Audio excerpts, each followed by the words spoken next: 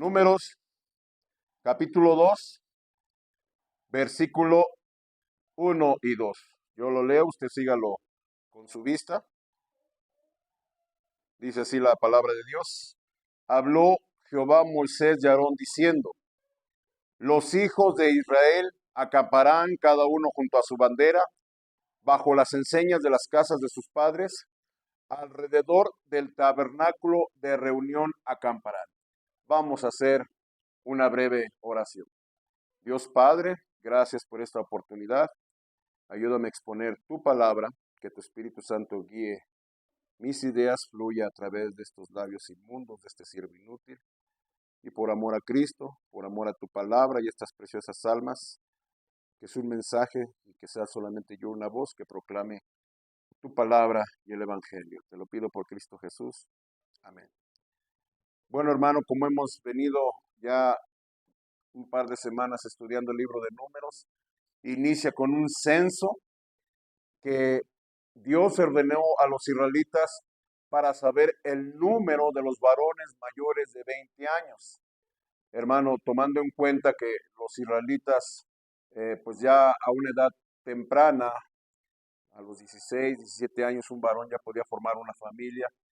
Entonces, hermano, podemos deducir que eran aproximadamente unas 603.550 familias. Aproximadamente unos 2 millones a 3 millones de israelitas que estaban en el desierto. Aquí en el pasaje que estamos estudiando, Israel ya llevaba un año que había salido de Egipto. Y hermano, ellos salieron marchando como bien les parecía. Ahora, rumbo a la tierra prometida, ellos tenían que organizarse y llevar un orden. Ese fue uno de los propósitos por los cuales Dios ordenó el censo, para saber cuánto era el número de los varones, para saber, hermano, cuánto era el número de cada familia, de cada tribu, ¿verdad?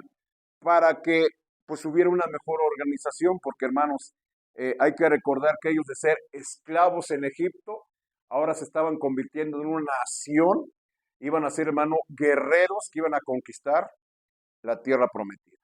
Entonces, hermano, vemos aquí que ya se está organizando todo, se hace un censo, y hermano, aquí Dios ordena un campamento. ¿Cómo Dios, cómo Dios les ordenó a los israelitas cómo se tenían que acomodar, cómo iban a acampar? Esto, hermano, ya estaba dando una estructura de una ciudad. Y también, hermano, donde se indicaba cada quien dónde iba a estar ubicado en el campamento. También, hermano, era con el fin de organizar un plan de marcha. ¿Cómo estas 600, más de 600,000 familias iban a marchar? ¿Verdad? No tenían que ir en desorden. Y usted sabe, ves cómo somos, ¿verdad? Andamos en desorden y al aventón, no. Ahora ya iban a marchar ordenadamente. Y también, hermano, tenía que ver con el programa de adoración.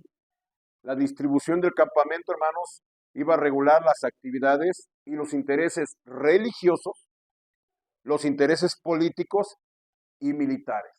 Todo esto, hermano, Dios en su sabiduría y con esta ordenanza del censo y del campamento, hermano, para que quedara todo bien estructurado, bien organizado y llevando un orden. Me tomé, hermano, preparé un material gráfico, les voy a dar uno a cada quien, bueno, a cada familia representante. Si alguien me ayuda, hermano, a distribuirle por cada familia representada, ¿verdad? Por favor, Isaac. A cada familia, ¿verdad? Cada familia. Si viene una persona por familia, bueno, pues se lo damos, ¿verdad? A ver si alcanzan todos. Entonces, hermano, ahí para que lo estén viendo, yo lo voy a mostrar a las cámaras, a nuestros amigos de redes sociales, cuál es el diagrama que vamos a utilizar. Entonces, hermano, si lo pueden ir viendo, a ver, ahí me indica, si lo pueden ir viendo, hermanos, vamos a leer ahorita el versículo, pero quiero adelantarles, se lo pueden quedar las hojitas, ¿verdad? No hay problema, se las pueden quedar. Entonces, hermano, ¿cuántas faltaron? ¿Faltaron ahí? Ok, aquí enfrente hay, ok, ya quedaron justos. Muy bien, sí la atiné, muy bien. Entonces, hermano, como podrán ver, ahí hay un diagrama y el título es, hermano, si lo están viendo ahí en las cámaras, bueno, ya lo voy a retirar. Es la agrupación de las tribus alrededor del tabernáculo, mientras estaban en el desierto. Y para esto, hermanos, voy a leer el texto en el versículo 2 de Números 2, capítulo 2, versículo 2. Los hijos de Israel acamparán cada uno junto a su bandera, bajo las enseñas de las casas de sus padres. ¿Qué nos dice? Alrededor del tabernáculo de reunión acamparán. Entonces, hermano, allí el capítulo 2 de Números nos da la descripción de cada una de las tribus. Allí en nuestro diagrama, hermanos, si vemos aquí, todo esto alrededor son las 12 tribus de Israel. Nos dan los nombres. Por ejemplo, aquí empiezan, aquí en el texto, a partir del versículo 3, nos empieza dando los nombres de las tribus, empezando por el oriente o por el este, con la tribu de Judá, la tribu de Zabulón y la tribu de Isaacar. Luego nos da el sur aquí la tribu de Gad, la tribu de Rubén y la tribu de Simeón, y nos da el número de cuántos eran los varones o las familias que integraban cada tribu. Aquí al oeste, occidente, vemos las tribus de arriba, es que Benjamín, Neftalí y Manasés. Y en el norte estaban las tribus de Aser, de Dan y de Neftalí. ¿Sí lo está viendo? Ahora, notar, ¿verdad? Como lo dice el texto, acamparán alrededor del tabernáculo. Aquí vemos, hermano, el tabernáculo. Ya en días pasados estuvimos estudiando qué es el tabernáculo, ¿verdad? El tabernáculo era en una especie de carpa con cortinas, con tablas, hermano, donde se celebraba el culto, donde los hijos de Israel tenían que llevar sus sacrificios. Ahí el tabernáculo, hermano, pues estaba el lugar santo, el lugar santísimo, donde estaban el arca de la alianza, la mesa de la proposición, donde estaban los panes de la proposición, el incensario de oro, el candelabro de oro, hermanos, y también estaba el altar donde se ofrecían los sacrificios. Esto, hermano, era el tabernáculo, ¿verdad? Y el tabernáculo alrededor tenía un atrio. ¿Sí lo está viendo? Ahora, en capítulos anteriores vimos que la tribu de Leví son estas familias. ¿Sí lo está viendo? ¿Sí lo está viendo ahí en sus hojitas? Ok.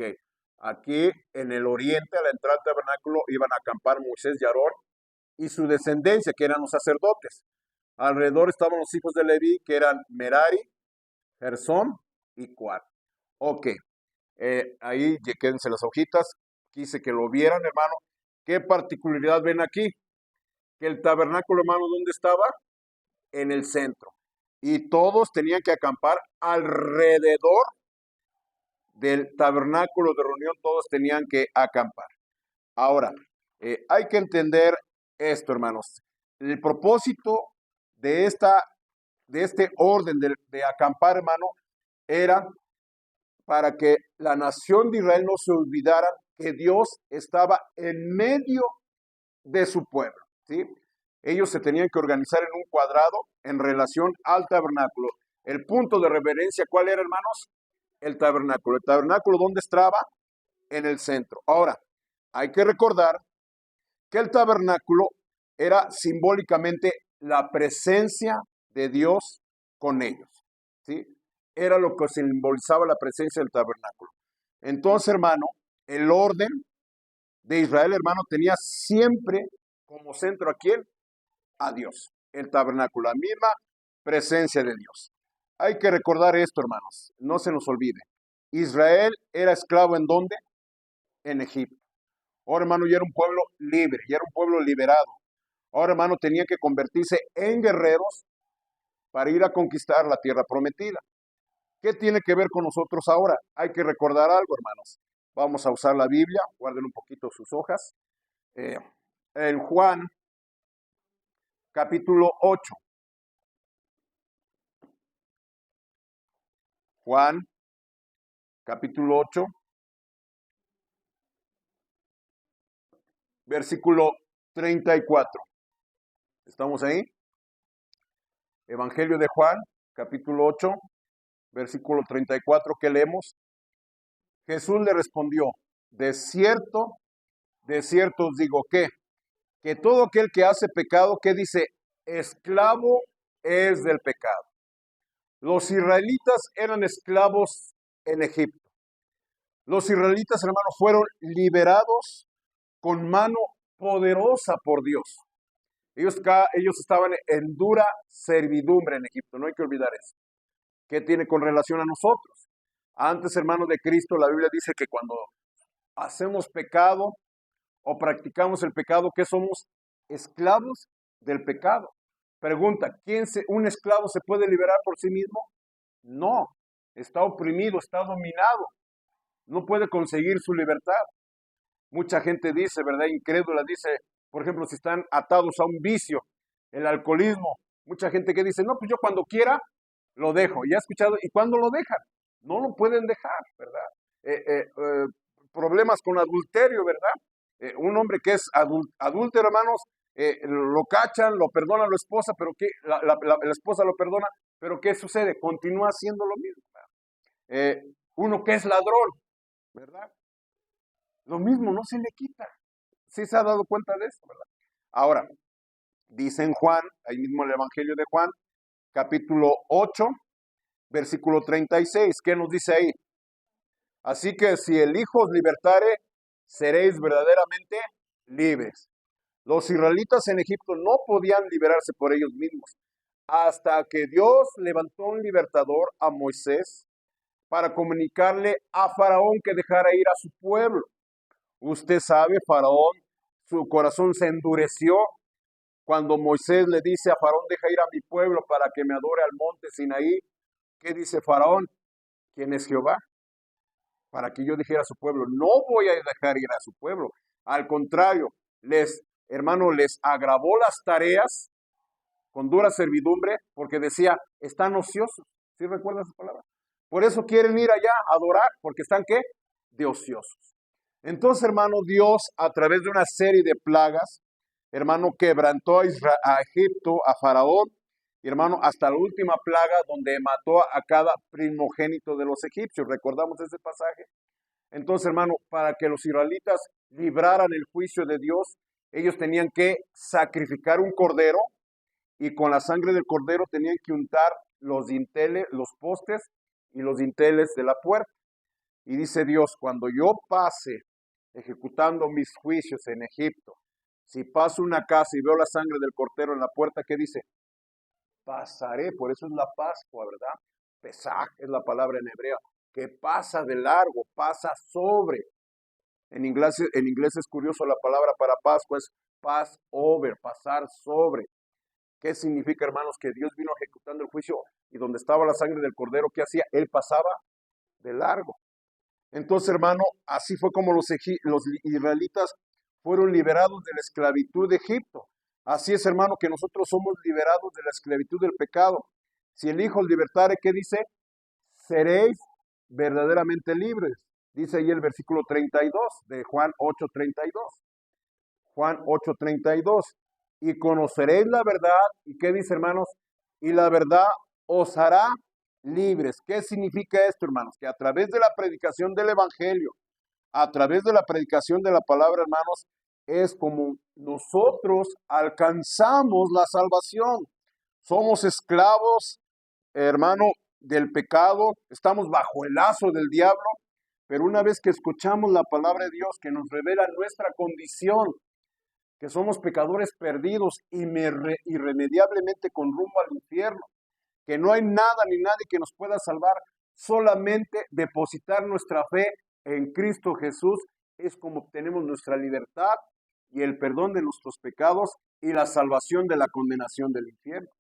Jesús lo dice claramente, el que oye mi palabra y crea que me envió, ¿qué dice? Tiene vida eterna y no vendrá a condenación, ha pasado de muerte a vida. Entonces, hermano, hay que recordar entonces que los israelitas eran esclavos. Ahora ya son liberados. Ahora, hermano, ya tienen un propósito. Ir a la tierra prometida. Ahora ya se convirtieron en pueblo de Dios para honra y gloria de Dios. Y Dios los iba a llevar a introducir a la tierra prometida. Tierra, como dicen las escrituras, que fluye leche y miel. Nosotros como cristianos, ahora nosotros ya somos liberados del pecado, hermanos. Ahora ya tenemos un propósito en nuestras vidas. Antes estábamos sin Dios, sin esperanza. Ahora, hermano, ya nos lleva a una vida. Jesús dijo claramente, yo he venido a darles vida. ¿Y qué? Y vida en abundancia. Ahora un cristiano, hermano, el propósito de un cristiano, si usted en verdad ha creído en Cristo Jesús como Señor y Salvador, usted es parte del pueblo de Dios. Ahora ya tenemos un propósito. El propósito, hermanos, es que tenemos que dedicar nuestra vida para el Señor, en pocas palabras, y recordamos nuestro diagrama. ¿Qué vemos aquí? Todos estaban acampando alrededor de quién? Del tabernáculo, que simboliza la misma presencia de Dios. Hermano, no hay que olvidar que ahora nuestra vida tiene que ser cristocéntrica. ¿Entiende eso? Y lo repito, la palabra es que seamos cristocéntricos. ¿Qué significa? Que Cristo tiene que ser el centro de nuestras vidas. Dice 2 de Corintios, capítulo 5.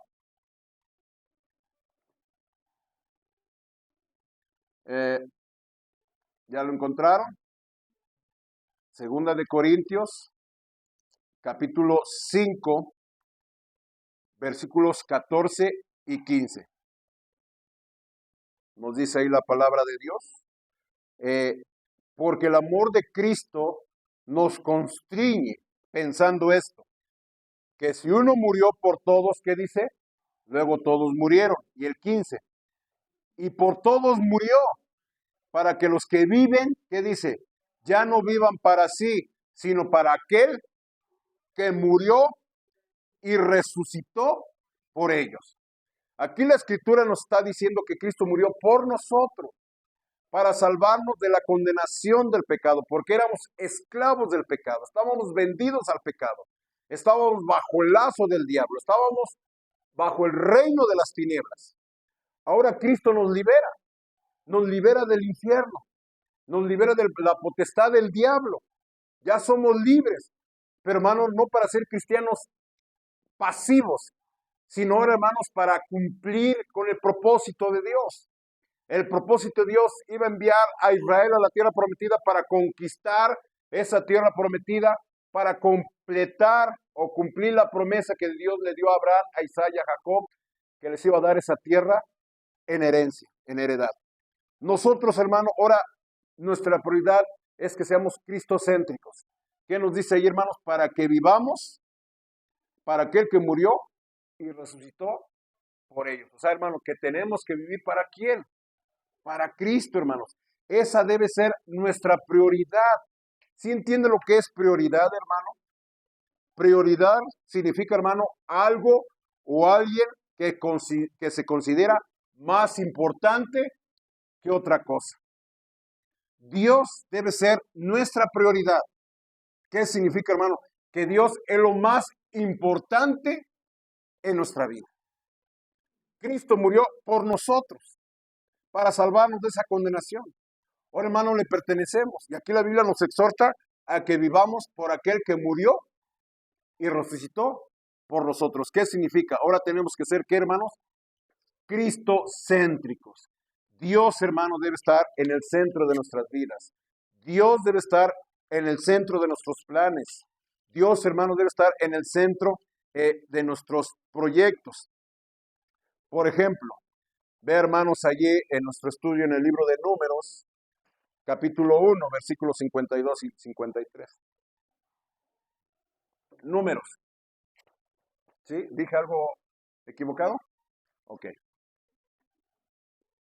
El libro de Números, un capítulo anterior de nuestro estudio de hoy, dice allí en el capítulo 1, versículos 52 y 53. Los hijos de Israel acamparán cada uno en su campamento y cada uno junto a su bandera por sus ejércitos. ¿Pero qué dice el 53? Pero los levitas acamparán alrededor del tabernáculo del testimonio, para que no haya ira sobre la congregación de los hijos de Israel, y los levitas tendrán la guarda del tabernáculo del testimonio. Vean nuestro diagrama, ahí tiene sus hojas, ¿sí? Está el tabernáculo. Todos los que fueron contados, varones de 20 años, aptos para salir a la guerra, estaban alrededor del tabernáculo. Pero junto al tabernáculo, ¿quiénes acampaban? Los levitas. Estos levitas, hermano, eran los encargados de guardar y se ocupaban de las cosas del tabernáculo. Vaya, Los levitas eran los encargados del culto a Dios. ¿Qué nos indica esto, hermanos? Que los levitas simbolizan el culto a Dios. Hermano, nuestra prioridad en nuestra vida debe ser nuestra adoración a Dios, nuestro culto a Dios. Dios, hermano, debe ser, como digo, siempre nuestra prioridad. Pregunta, ¿tendrá usted una vida de adoración aparte del culto en las iglesias? Aquí en la iglesia, hermano, venimos, cantamos, hacemos lectura, tenemos comunión a otros, hermano. Pero la adoración tiene que ir más allá. Ya cuando salimos esa puerta en nuestra vida, hermanos, nuestra adoración a Dios, en nuestro culto privado, en nuestros devocionales privados. Hermano, es triste que hay cristianos, hermano, que dicen que son salvos, se bautizan, hacen una oración, hermano, y no participan en el culto a Dios. Hermano, yo siempre he dicho y siempre pongo hincapié en esto. Hermano, alejarse de la iglesia es una muestra física de una persona se está alejando de Dios. ¿Me está siguiendo? Yo siempre he dicho, venir a la iglesia no lo hace salvo. Pero si una persona es salvo, una persona es salva, ¿qué va a suceder? Va a venir a la iglesia. Va a buscar adorar a Dios. Va a buscar aprender de su palabra. Va a buscar tener comunión con el pueblo de Dios. Jesús claramente lo dijo. Donde están 2 o 3 congregados en mi nombre, ¿qué dice el Señor? A ellos estoy en medio de ellos. ¿Sí lo está escuchando? Pero si una persona se aleja, si una persona, su prioridad no es que el centro de su vida sea Cristo, hermanos, ¿cómo puede decir que es del pueblo de Dios? Vea, por ejemplo, un texto, Lucas capítulo 12. En Lucas capítulo 12, versículos 15 al 21. Lucas capítulo 12, versículos 15 al 21. Veamos una historia muy conocida. Y les dijo, mirad y guardaos de toda avaricia, porque la vida del hombre no consiste en la abundancia de los bienes que posee. También le refirió una parábola diciendo, la heredad de un hombre rico había producido mucho. Y él pensaba dentro de sí, diciendo, ¿qué haré? Porque no tengo dónde guardar mis frutos. Y dijo, esto haré, derribaré mis graneros y los edificaré mayores. Y allí guardaré todos mis frutos y mis bienes. Y diré a mi alma, alma, muchos bienes tienes guardados para muchos años. Repósate, come, bebe, regocíjate. Pero Dios le dijo, ¿qué le dijo, hermano? Necio, esta noche vienen a pedirte tu alma y lo que has provisto, ¿de quién será? Vea la frase en el 21. Así es el que hace para sí tesoro y qué, y no es rico para con Dios. Es aquella persona, hermanos, que está destinando su tiempo, sus esfuerzos, sus recursos, hermano, para hacer tesoros aquí en la tierra. Y este hombre, hermano, no fue rico para con Dios. ¿Qué significa? Dios no fue su prioridad. ¿Me está siguiendo? Y hermano, el Señor Jesús está diciendo que nuestra prioridad debe ser ¿quién, hermano? Dios. Administrar nuestro tiempo, administrar nuestros esfuerzos, nuestra energía, nuestro vigor, nuestro recurso, hermano, para dedicarlos a qué, hermanos? Para con Dios. Hermano, los levitas era el círculo más cercano al tabernáculo. La prioridad de Dios estaba en el culto a Dios. Y siempre, hermano, vemos que Dios estaba, ¿qué? En el centro. Que la prioridad es, ¿qué, hermano? Dios. Hermano, tenemos cultos, tenemos actividades. Hay gente, hermano, que ni se les pasa a organizar sus actividades para venir a los cultos. Hay gente, hermanos, que no quiere sacrificar actividades seculares para tener tiempo y energía y recursos para las cosas de Dios. Entonces, hermano, ¿cómo quiere usted la bendición? ¿Cómo usted quiere, hermano, tener esa victoria en la vida cristiana si, hermano, Cristo no es el centro de su vida? Si Dios, hermano, no es la prioridad. Y aquí vemos, hermano, en este censo que Dios ordena cuenta el número de los hijos de Israel, cuenta a los levitas, hermano, y el tabernáculo, ¿dónde estaba? ¿Dónde debía estar, hermano? En el centro. ¿Y quién seguía? Los levitas. Los levitas representan el culto a Dios. ¿Y quién, hermano? Después las tribus. Esto, hermano, nos ilustra de una manera gráfica, hermanos, y no me voy a cansar de decirle, hermano, que Dios debe ser, ¿qué, hermanos? Nuestra prioridad. Ahora, hay pastores que, versículo 3, hora de nuestro estudio. Versículo 3 de Números, capítulo 2. Entonces, hermano, el primer punto es que Dios debe ser nuestra prioridad. Debemos ser cristocéntricos. Amén. Que Dios, el Señor, debe ser el centro de nuestras vidas. Segundo punto. Números, capítulo 2, versículo 3. ¿Qué nos dice ahí, hermanos? Estos acamparán al oriente, al este. La bandera del campamento de Judá por sus ejércitos y el jefe de los hijos de Judá, Naasón, hijo de Aminadab. Entonces ya nos da un orden. Aquí en el este, en el oriente estaba ¿qué? Judá junto a otras dos tribus. ¿Sí?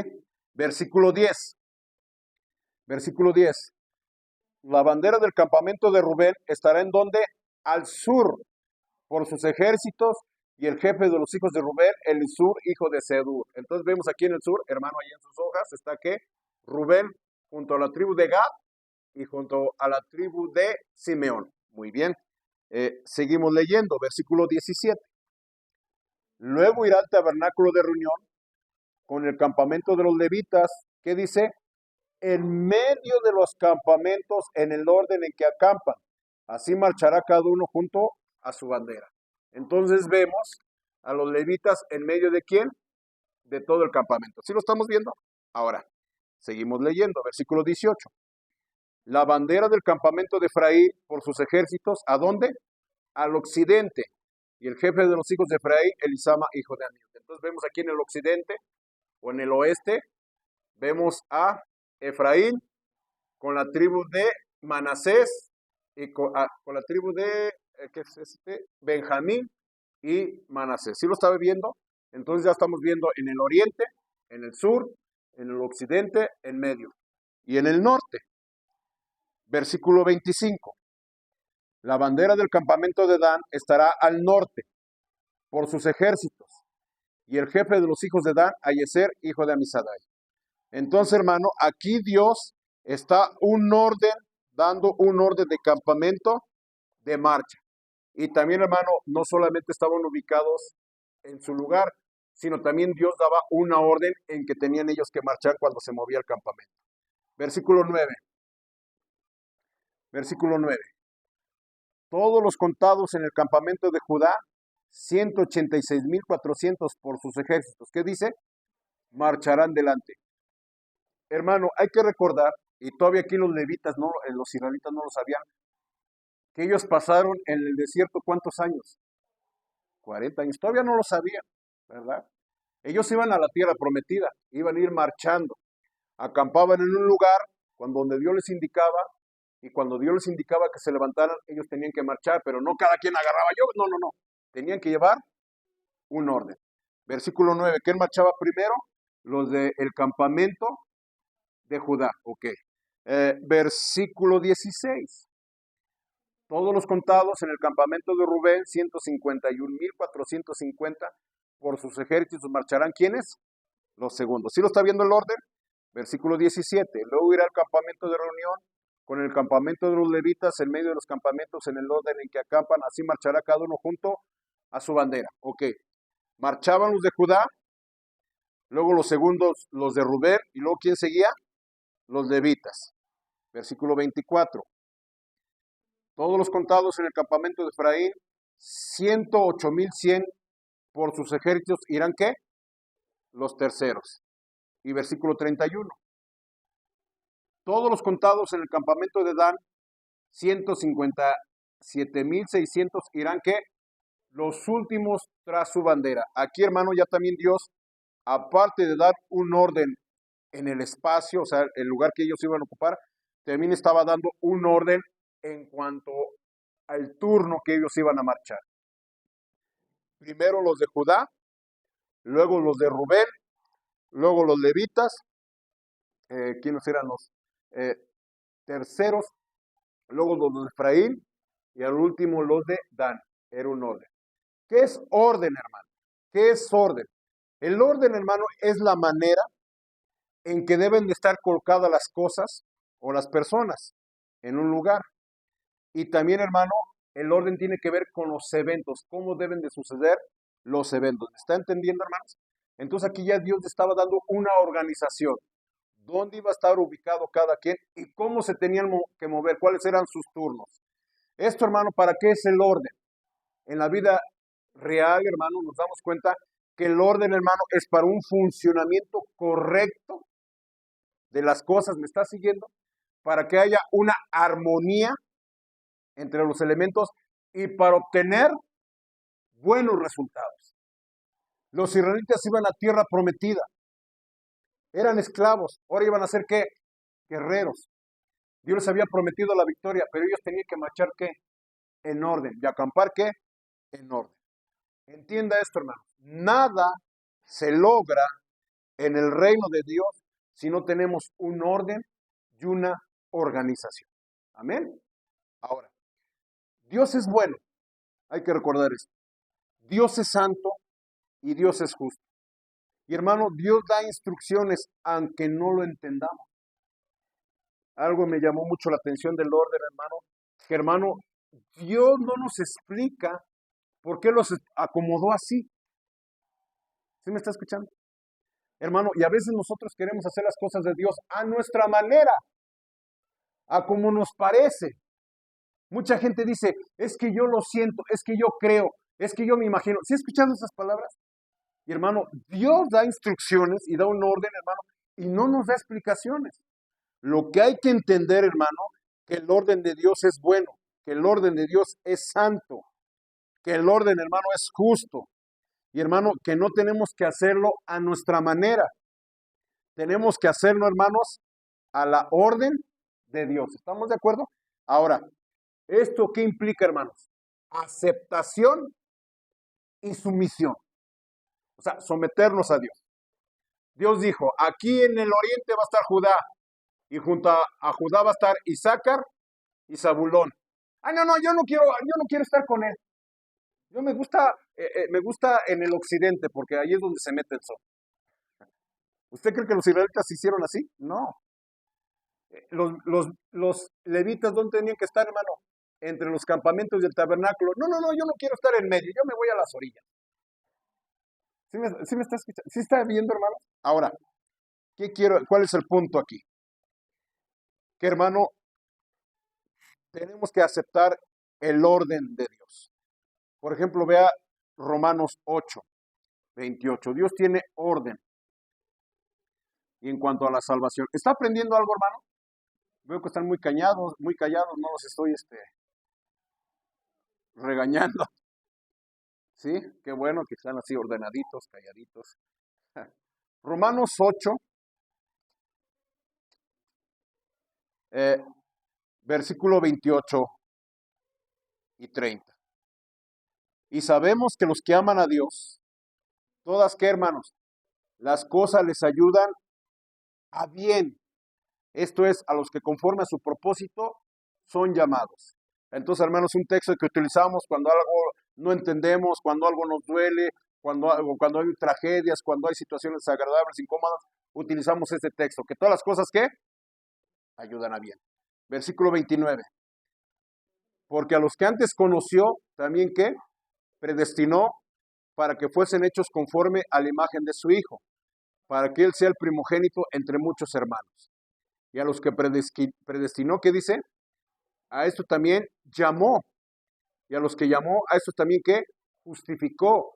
Y a los que justificó, a estos también ¿qué, hermanos?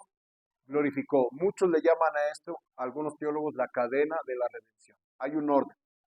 Primero que, hermano, los predestinó. Entiende, hermanos. Y está en la Biblia.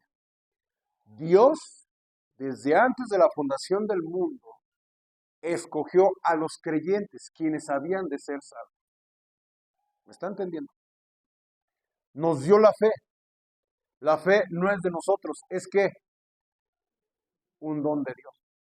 ¿Sí me está escuchando? Y desde antes de la fundación del mundo, Dios predestinó, hermano, nos predestinó para la vida eterna. Amén. Ahora va a decir, ay pastor, entonces Dios escoge a unos para el cielo y otros para el infierno. No. Los que van al infierno, ellos van a estar en el infierno, hermanos, porque no quisieron creer en Dios. Amén.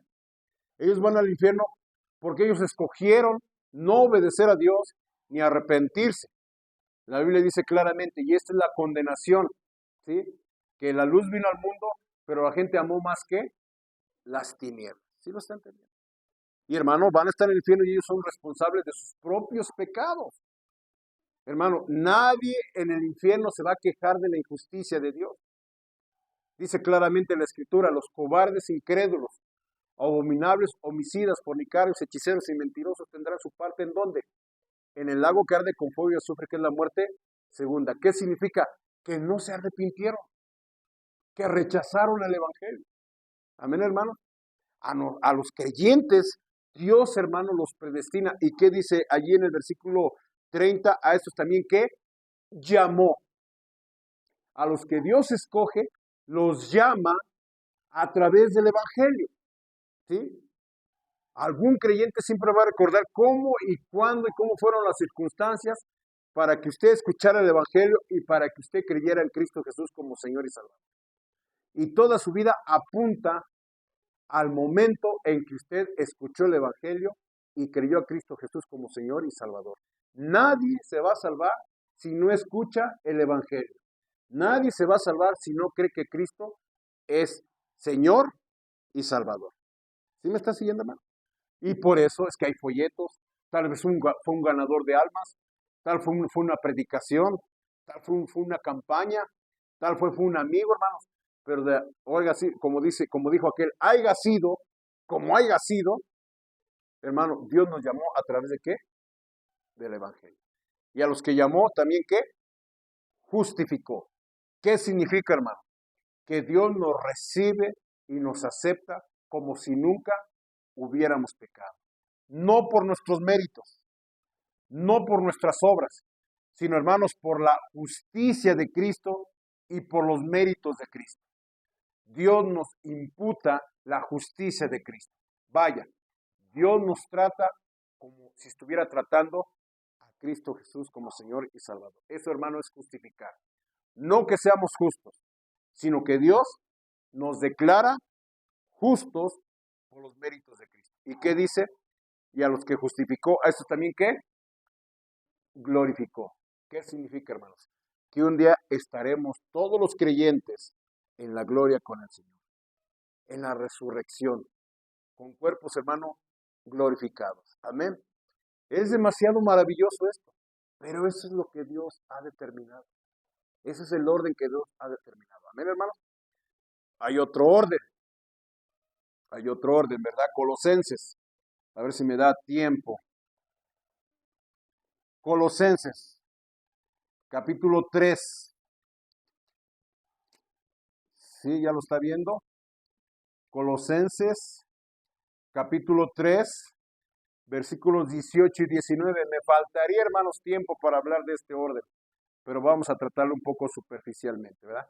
Colosenses, capítulo 3, 18 y 19. ¿Qué dice? Casadas, estad sujetas a vuestros maridos como conviene en el Señor. Maridos, ¿qué dice? Amad a vuestras mujeres y no seáis ásperos con ellas. El matrimonio lo instituyó ¿quién? Dios. Es el orden que Dios instituyó. ¿Qué dice al principio? Dejará el hombre a quién? A su padre y madre y se unirá a su mujer y serán ¿qué? Una sola carne. Ese es el orden. ¿Sí? Hombre y mujer. ¿Sí? Nada de hombre con hombre. O mujer con mujer. ¿Sí me está escuchando? Pastor, ya con lo mismo, pero hermano, es que estamos en tiempos peligrosos. Colosenses 3, 18 y 19. Hermano, cuando hablamos del orden de Dios, hermano, también Dios está hablando de límites. Dios pone límites y tenemos que aceptar los límites que Dios pone. Entonces, hermano, eso es cuando es el matrimonio. Y al final que el Señor Jesús dijo, lo que Dios unió, ¿Qué dice? No lo separe el hombre. Una pareja, un matrimonio, ¿hasta cuándo es? Yo veo que a unas no les parece eso, ¿verdad? ¿Es hasta cuándo? Hasta que la muerte los separe. Para Dios no existe el divorcio. No existe el divorcio. Habrá el divorcio, hermanos, en cuestiones de fornicación, de que una de las partes haya cometido adulterio y la otra persona tiene el derecho de repudiar al adúltero o la adúltera, pero siempre da lugar al perdón. Pero, hermano, solamente por adulterio una persona puede repudiar a su pareja. Pero si no es por eso, no existe ¿qué? El divorcio. Es que no nos entendemos. Es que no me gusta cómo cocina. Es que no, hermano. Para eso hay que conocerse antes. ¿Sí me está escuchando? ¿Sí me está entendiendo, hermano? ¿Sí me está entendiendo? Y si ya están juntos, pues ya ni modo. Esa es la palabra cónyuge. ¿Sí entiende qué es cónyuge? Hermano, viene de una palabra, hermano, dos palabras, hermano, que están compartiendo el mismo yugo. ¿Qué es un yugo? El yugo, hermano, se utiliza en la ganadería cuando acomodan una yunta. ¿Sí sabe lo que es una yunta? Amarran dos bueyes o dos caballos o dos burros y para que estén los dos juntos, ¿qué les ponen? Un yugo y van ¿qué? Amarrados. Y no se pueden separar. Y los lleva el ganadero y ahí van, hermano, tienen que ir caminando los dos juntos. Uno camina más, otro camina menos. Tienen, hermano, los dos animales se tienen que acomodar. Se tienen que coordinar, esa es la palabra, se tienen que ajustar. Eso es el matrimonio. Eso es la pareja. Buscar la manera de acoplarse, de acomodarse. A ver, hermano, ¿sí me está siguiendo? Esos son los órdenes. Y hermano, me falta mucho tiempo para hablar del orden de Dios. Escogí este tema, ¿verdad? Versículo 18. Casadas, estad sujetas a vuestros maridos como conviene al Señor. Porque a veces, hermanos, las mujeres dicen, yo lo estoy aguantando por mis hijos. Y todo por sus hijos, hermano. Cuando la mujer, su prioridad, ¿quién debe ser?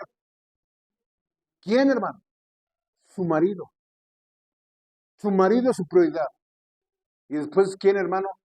Los hijos. Ah, es que este viejo hijo. No. Hermano, tu prioridad es tu marido. Y después, ¿quién, hermano? Los hijos. ¿Qué dice 19? Maridos, amad a vuestras mujeres y ¿qué? No seáis ásperos con ellas. Es lo que nos pasa a los hombres. Pensamos que estamos tratando con hombres y hermano, las mujeres son ¿qué? Más frágiles. ¿Sí me está escuchando? ¿Sí me está entendiendo? Y la prioridad de un hombre es su esposa, su mujer, no sus amigos, no sus juegos, ¿verdad? Sí, sí. A los hombres nos cuesta más trabajo amar a las mujeres, ¿verdad? Pero hermano, ese es el orden. Y hermano, ese es el orden en una familia. Es el papá y la mamá. Y después, ¿quiénes son?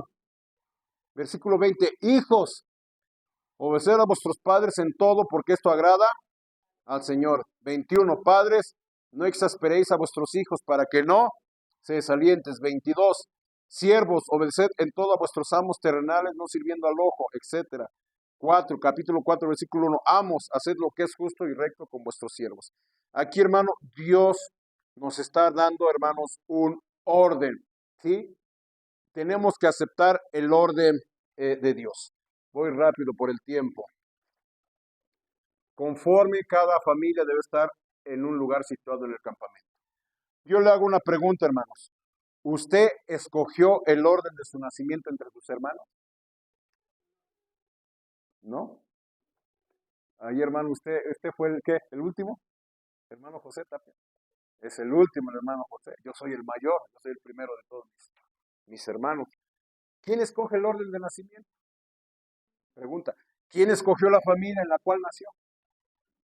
¿Quién escogió, hermanos, dónde nacer? ¿Verdad? El país en donde nacer. Le pregunto, ¿no? Porque yo conozco gente mexicana que reniegan de ser mexicano. O hay gente que reniega en la familia que nació, de los padres que tuvo, de los hermanos que tuvo. O no conoce gente así. Pero, hermano, es el orden que Dios escogió. ¿Sí? Hermano, conforme al nacimiento de estas personas, hermano, ellos nacieron dentro de los hijos de Israel. Hermano, ellos tenían que someterse al orden que Dios les dio. ¿Qué significa, hermanos? Lo que quiero enseñar es que usted se debe de someter al orden que Dios nos está dando. Los levitas, ellos eran hijos de Leví, ellos ya no se podían dedicar a otra cosa más que el culto a Dios. No que yo quiero ser ganadero, no. ¿Qué dice Dios? Tú eres levita, te vas a dedicar al culto a Dios. Los sacerdotes, los hijos de Aarón, todos los hijos de Aarón tenían que ser ¿qué? Sacerdotes. ¿Sí me está escuchando? Ellos nacían dentro de la familia de los sacerdotes, lo vamos a estudiar con calma. Ellos, hermanos, no se tenían que dedicar a otra cosa más que al sacerdocio. Tenían que estudiar las escrituras, tenían que aprender cómo ofrecer los sacrificios, porque ellos nacieron dentro de la familia de los sacerdotes. Hermano, hermana, recuerda Esaú y Jacob, no voy a ir a los textos. Esaú nació primero y era el primogénito, y Jacob nació después. ¿Sí recuerdan, hermano? Jacob un día por un guisado de lentejas le vendió su primogenitura a Esaú. ¿Recuerdan esa historia? No voy a ir a los textos, ¿verdad? Bueno, lo buscan, ¿verdad? Le dijo Esaú a Jacob, véndeme tu primogenitura. Jacob le dijo a Esaú, por un plato de lentejas, porque tenía hambre Esaú. Y la Biblia dice que Esaú menospreció su primogenitura. O sea, él menospreció ser el hijo mayor. Después, hermano, cuando quería obtener la bendición del hijo mayor, hermano, ya no la pudo recuperar. Así menospreció la primogenitura, hermano, y ya no hubo lugar para el arrepentimiento. ¿Qué estoy enseñando, hermano? Dios nos ha puesto un orden, y como hijos de Dios, nos tenemos que someter a este orden. Nosotros ya somos de la familia de Dios, y efectivamente es usted creyente. Entonces, hermano, Dios tiene que ser su prioridad. Amén. Usted tiene que ser una persona cristocéntrica. Y por último, hermano, por el tiempo, en números, ¿sí entendieron este punto, hermanos? Los veo como que quedaron, los veo con la cara de what. Números, ya me voy a poner serio porque a veces nos están viendo hasta en otro continente. Números, hasta en Estados Unidos nos ven, En Números capítulo 2, versículo 9. Todos los contados en el campamento de Judá, 186,400 por sus ejércitos, marcharán delante. 16. Todos los contados en el campamento de Rubén, 101,450 por sus ejércitos, marcharán los segundos. 17. Luego irá al tabernáculo de reunión con el campamento de los levitas en medio de los campamentos en el orden en que acampan, así marchará cada uno junto con su bandera. 24. Todos los contados en el campamento de Efraín, 108,100 por sus ejércitos serán los terceros. 31. Todos los contados en el campamento de Dan, 157,600 serán los últimos tras sus banderas. Aquí Dios nos está dando ¿qué? Un orden de ¿qué? De marcha. 34. ¿Qué dice? E hicieron los hijos de Israel conforme a todas las cosas que Jehová mandó a Moisés. Así acamparon por sus banderas y así marcharon cada uno por sus familias, según las casas de sus padres. ¿Qué es marchar? Marchar, hermano, es caminar o desplazarse a pie. Ir a una determinada posición en relación con los demás. Pero, hermano, aquí cuando vemos de marchar, estamos hablando de un avance. ¿Sí? Estaban saliendo de Egipto. ¿Ahora a dónde iban? A la tierra prometida. ¿Sí? Sí anduvieron en el desierto, hermano, pero siempre tenían que ir avanzando. Esto, hermano, ¿qué nos requiere Dios? Nos requiere disciplina. Disciplina, hermano, son una serie de reglas, de normas, que al cumplirlas de una forma constante, vamos a obtener un resultado. Aunque tardaron 40 años en llegar a la tierra prometida, pero hermano, los israelitas, Dios los ordenaba siempre a avanzar, siempre que marchar, siempre a desplazarse. Un cristiano no se debe de quedar estacionado, encajonado.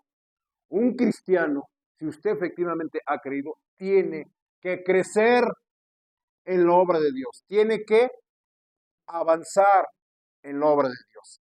Dice allí, y pues este texto terminamos, Primera de Corintios, capítulo 15, versículo 58. ¿Estamos ahí?